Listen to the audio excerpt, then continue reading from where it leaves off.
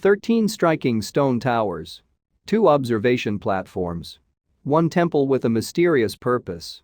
And defensive walls to ward off unwanted guests. We're talking about the archaeological site at Chankillo in Peru, which baffled experts for more than 100 years. Their first thought was that the awe-inspiring complex was a place for cult rituals. When researchers finally uncovered the truth, though, they realized they couldn't have been more wrong. Experts uncovered a giant 2,300-year-old structure in the desert, and it's causing quite a stir. It's even more mind-blowing when you consider the Chankillo complex was constructed roughly 2,300 years ago. Modern-day people have also been aware of the incredible stone towers since at least the 19th century. But it actually took a 21st century study to finally figure out their actual purpose. It seems extraordinary that nobody really recognized the towers for what they were for so long, the University of Leicester's Professor Clive Ruggles told the BBC in 2007. That's particularly strange when you consider just how impressive the site is. I was gobsmacked when I saw them for the first time, Ruggles added.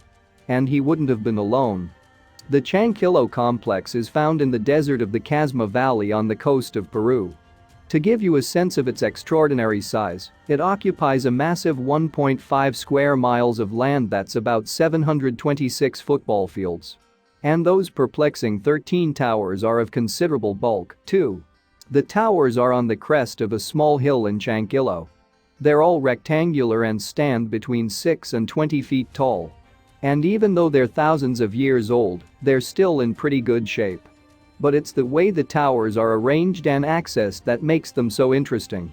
If you look carefully, you'll see that the towers are organized from north to south across the ridge. There are evenly spaced gaps between each of them, too. This creates a striking serrated view that offers a clue to the site's previously unknown purpose. And there's even an easy way for you to scale to the top. Yep, each tower has 2 staircases carved into it. You could walk these steps to the top of the tower, and you'd probably enjoy a mighty fine view if you did. But giving people a better look at the horizon is not the reason why the towers exist. As we mentioned, Chankillo first came to people's attention in the 1800s. And in the time since, there have been plenty of theories about why the site was there. It was thought, for example, that the complex had been a place for ritual battles or fighting. There was a lot of circumstantial evidence to support this, too. First off, the site is made up of 3 buildings. These buildings are each surrounded by walls that stretch up to 20 feet high. So while archaeologists may not have known why the buildings were constructed, the layout of the area gave off strong fortress vibes. And it wasn't just those ringed walls that did it. Think about it. You've got large, solid walls surrounding 3 buildings. There are stone towers to one side. The site is also positioned on a ridge above the landscape. All of these things combined would make Chankillo pretty easy to defend against potential attacks. And at the time the towers were built, repelling enemies could have been a big consideration. That time, roughly 400 BC, is known as the Early Horizon period. And there are multiple areas around Chankillo that prove people did build impressive fortifications back then. It goes to show just how rife with conflict this part of Peru was. But something about Chankillo just didn't add up. The thing confusing archaeologists was that Chankillo couldn't have operated as a normal fort if it was a fort at all. A glance at its 3 buildings revealed to the experts that they would be easily penetrable by invading forces.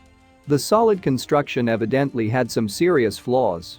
Remember the 3 high walls surrounding the buildings? They actually had multiple entrances.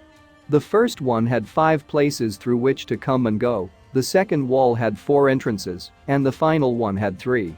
That's hardly ideal if your ultimate goal is to keep people out of the buildings. So perhaps the idea of Chankillo being some kind of impenetrable fortress was a little far-fetched.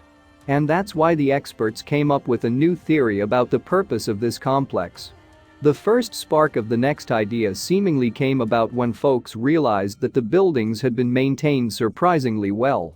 It seems that this didn't occur to anybody until the turn of the 21st century, though. Up to that point, no one had really bothered to give Chankillo a thorough investigation. This all changed in 2001, when finally someone decided to take a closer look.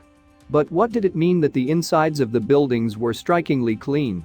The experts thought that this aligned with what they'd seen in other structures built by cults. This led archaeologists to believe that Chankillo actually had a temple at its heart. It also meant that there had been some kind of ritualistic behavior happening on site. The problem? Nobody knew what this cult had been worshipping. Then, in 2013, Professor Brian Cox visited Chankillo for his BBC show Wonders of the Universe. And the physicist described the people who built Chankillo 2,300 years ago as a civilization we know almost nothing about. But if researchers know very little about a group of people, how could they figure out why they built these buildings? The details of this culture and all traces of its language are lost, Professor Cox continued. So anybody who'd been trying to research Chankillo had nothing but the buildings and structures themselves to interpret. There was simply no way of telling who'd built them. Luckily, though, the buildings did offer some clues. Its walls were once brilliant white and covered with painted figures, according to Professor Cox. The experts could tell this, Cox said, even though all but the smallest fragments of decorations are gone. All the same, what had been left behind combined with other details around the site gave experts the evidence they needed to get to the truth. If you stand in the right place, you can still experience the true purpose of Chankillo, just as you could the day it was built, Professor Cox said in Wonders of the Universe. But of course, he could state this confidently in 2013 because two other experts had already published their definitive findings about the complex. Dr. Ivan Gezi and Professor Ruggles were the men behind the report, which was published in the journal Science in 2007. Dr. Gezi had been studying for his doctorate in anthropology at Yale at the time of his discovery, and he had only been at Chankillo because he'd been studying fortresses. But then he realized that something didn't make sense. Dr. Gezi's initial study actually took place back in 2001. Before this, you'll remember, people generally thought Chankillo had been a fort. Yet no one had come up with a satisfying explanation for the existence of the 13 towers. That all changed after the grad student began working at the site. Since the 19th century there was speculation that the 13-tower array could be solar or lunar demarcation, but no one followed up on it, Dr. Gezi told student newspaper Yale News in 2007. The researcher spotted an opportunity, and he had the support of those around him. So we said, let's study it while we are here. The academic explained. It didn't take long for Dr. Gezi's instincts to turn up surprising results. In the first hours of measurements, we realized the nature and importance of the towers, the academic told the New York Times newspaper in 2007. And while it would take 6 more years to get the final paper fit to publish, Dr. Gezi was positive of what he'd found. Dr. Gezi focused his attention on 2 points found within those sturdy walls and buildings we mentioned earlier. These points are about 750 feet away from the 13 towers and situated to their east and west. And after the researcher took his first measurements, it became clear that these were observation areas of great importance. But what had the ancient civilization who lived here been observing? According to Dr. Gezi's research, the positions of the 13 towers aligned almost perfectly with where the sun would rise and set over the course of a year. That couldn't be a coincidence, and it convinced the academic that the towers were there to observe the passing of the seasons. Here's how it works. Let's imagine you're standing on the observation point to the tower's west side. And as you stand there, first thing in the morning, the sun begins to rise above the horizon. Now all you have to do is make a note of where the sun pops up in relation to the towers. Easy, right? Well, easy and kind of ingenious. Because the position of the sun as seen from the observation point will then tell you what time of year it is. There were no smartphones in 400 BC, remember. So if the sun appeared at the furthest right-hand point of the towers, that would mean it's the summer solstice in Peru. And if the sun popped up at the opposite end of the towers, then you'd know it was the winter solstice. For the rest of the year, too, the sun would rise at various points along the towers. So the 13 towers are, effectively, one big calendar. This revelation was groundbreaking for a number of reasons. It meant that the Chankillo Solar Observatory was the earliest example of this kind of structure we've ever found. And not only that, but it's also different from other solar observatories because it could tell the time throughout an entire year. Archaeological research in Peru is constantly pushing back the origins of civilization in the Americas, Dr. Gezi told Yale News. Dr. Gezi also revealed that Chankillo is older than observatories found in Europe by about 1,800 years. It's also roughly 500 years older than any similar building made by the Mayans. So while the experts may have known about similar ways our ancestors kept time, they had no idea just how long ago it had all started. Why did people do this? Well, it would have definitely helped civilizations to know when to plant various seeds and crops throughout the year. And it would allow them to pinpoint when exactly to honor any religious festivals that align with the seasons. But the researchers also realized that it could have had another purpose. The experts knew about the Inca king who explicitly used the sun to help make political decisions. He did this, apparently, because he thought of the sun as a deity and himself as a direct descendant of it. And considering the Incan Empire came much later than the Chankillo Observatory, this could shed new light on the earlier complex. Dr. Gezi and Professor Ruggles believe that the 13 towers could have been a pointed message to those who lived in the area. Basically, whoever owned or operated the towers was in charge of everybody else. So perhaps it was almost like they were saying, "I controlled the sun." At the time, that would have been an intimidating show of power. And today, the site holds the same power as it once did. Even a seasoned researcher such as Professor Ruggles was won over by Chankillo's impressive stature.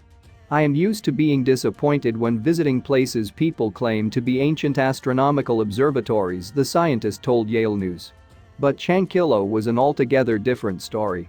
"Chankillo is one of the most exciting archaeoastronomical sites I have come across," Professor Ruggles continued. He also found it hard to believe that the solar observatory had not been discovered many years before. "But now we know what the structure is, we can begin to decipher insights into the lives of these long-lost people."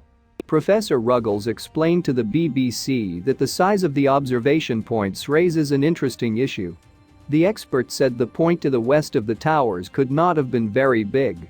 At most, he thought, only 3 people could have watched the sunrise from here at any one time. And this tells us something very important. All the evidence suggests that there was a formal or ceremonial approach to that point and that there were special rituals going on there, Professor Ruggles said. So that means that not just anybody could have wandered up to the observation point and noted the time of the year. That job would probably have been left to someone very powerful in the civilization. Professor Ruggles told the BBC that it was likely a priest who watched the sun rise or set, while in the plaza next door, the crowds were feasting. So even though the ceremonial crowds could have seen the sun, they wouldn't have witnessed it rise from that all-important vantage point. And access to that special spot was the true expression of ancient power. And, as we said, you can still experience some of that power today. After all, the sun rises and sets in pretty much the same way today as it did 2,300 years ago. So if you ever find yourself in the deserts of Peru without your Apple Watch, you'll know exactly how to tell what time of year it is. Meanwhile, another Peruvian site has come under scrutiny, one that is more well-known, but still harboring many secrets. Thanks for watching, and don't forget to like and subscribe.